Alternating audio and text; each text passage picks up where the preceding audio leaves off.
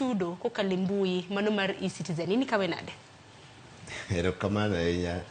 Aparo ni wach mwadwa loso kawuono ni en wach momako oganda kendo omako Kenya waka.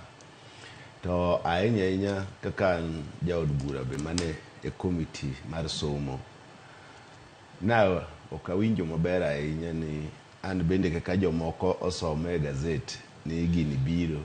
An be kaka nasome e gazet ni sirkal dwa loko yo michulogo pesa e skunde. Kato gidwa chako gi skunde mag national schools. Aparo ni Kenya ka ji osebedo ka kelo policies moko mapok gitero ne jopiny ma jopiny owinjore e ratiro mare kendo adier mare ma gineno ni to gini ka gikelo to dhi konyo e jo Kenya nade.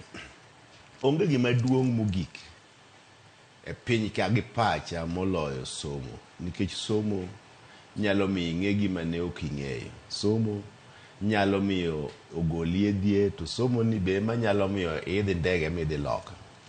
Nitie gik mang'eny be manyalo tero ji loka, lakini somo momiyo nyithindo ma Kenya ka chalre, ibed nyathi jamoko, ibed nyathi jachan, ubedo e klas achiel tipuonjo gi japuonj achiel. Omiyo kana awinjo wach ni na aparo ahinya ni to ang'o momiyo wach ni idwa kel garaka to jopiny pok nong'eyo, nyithindo pok ong'eyo, jopuonjre pok ong'eyo. Mokwongo nitie stakeholders madongo dongo education system ka. Wan gi Heads Association